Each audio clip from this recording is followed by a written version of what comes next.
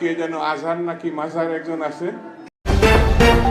একদল খেয়ে গেছে আর একদল খাওয়ার জন্য বসে আছে। টিকটকে, ইনস্টাগ্রামে সকলের একটাই দাবি, তারা আজহারীকে প্রধানমন্ত্রী হিসেবে দেখতে চায়।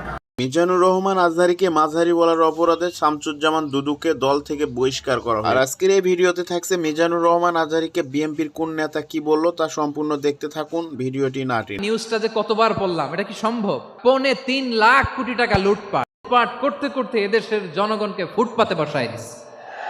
স্বাধীনতার পর থেকে শুধু শাসকের হাত বদল হয়েছে, আমরা কিছু পাই নাই, ঠিক কিনা বলেন? শুধু ওনাদের দোষ দিয়ে কি লাভ? একদল খাইছে, আরেকদল খাওয়ার জন্য রেডি হয়ে আছে। বিএনপির অনেক নেতাই জোর গলায় বলেছিল বিএনপির নেতা কর্মীরা কখনো চুরি করতে পারে না। সো গাইস, এখনো কিন্তু বিএনপির নেতা কর্মীরা অনেক জায়গায় টেন্ডারবাজি করতেছে, আর এটার প্রমাণ হিসেবে দেখাতে চাই এই ফুটেজটা। ভিডিওটি না টেনে সম্পূর্ণ দেখতে থাকুন। পালন করতেছেন যে কোন প্রতিষ্ঠানও কি তারা মানবে না?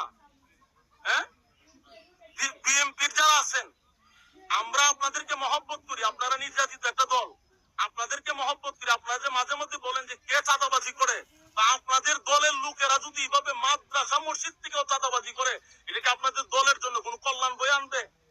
আমারে বলেন, এটা কি বিএনপির জন্য কোনো কল্যাণ হবে? মাদ্রাসা মসজিদ তো মানুষ মানার কথা।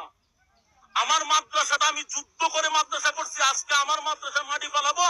এখানকার চেয়ারম্যানে তার গুন্ডা বাহিনী দিয়ে আমার মাদ্রাসার মাটি আটকে দিব কেন? আমি বারবার অনুরোধ করছি আমার মাদ্রাসা এটা ছেড়ে দেন। এরপরে এরা বলতেছে এটা চেয়ারম্যানের নির্দেশ, মাটি ছাড়া হবে না। 2টা গাড়ি আমার সকাল থেকে আটকে রাখছে, আমি আমাদেরকে বেতন দিতে হবে না? 2 গাড়ি আমার আটকে রেখে দিচ্ছে, কোনো কথা তারা শুনতে রাজি না। টাকা দিব, তারপরে তারা মাটি ছাড়বে। আমার প্রশ্ন হলো, আমি আমার আরেক জায়গা থেকে আমি আমার কিনা মাটি দানের মাটি আমি যদি মাদ্রাসা। টিকটকে, ইনস্টাগ্রামে সকলের একটাই দাবি, তারা আজহারীকে প্রধানমন্ত্রী হিসেবে দেখতে চায়। মিজানুর রহমান আজহারী হুজুরকে কে প্রধানমন্ত্রী হিসেবে দেখতে চান তা কমেন্ট বক্সে কমেন্ট করে জানিয়ে দিন। আমাদের দেশে একটা টেন্ডেন্সি আছে, পরীক্ষায় এ প্লাস না পাইলে তুই কি করলি? পাশের বাড়ির ছেলে এ প্লাস পাইছে, যা ওর পা ধোয়া পানি খা।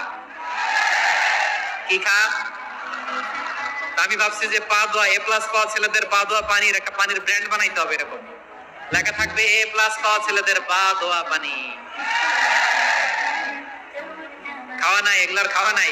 ওরে আল্লাহ এ প্লাস পাওয়ার জন্য বানাইছে, আর আপনার ছেলেকে এই এ প্লাস গুলারে নিয়ন্ত্রণ করার জন্য আল্লাহ বানাইছে। ওকে দিয়ে আল্লাহ কি করবে আপনি জানেনই না। একটা এ প্লাস, একটা এ গ্রেড একটা মানুষের জীবনকে ঠিক করে দিতে পারে না।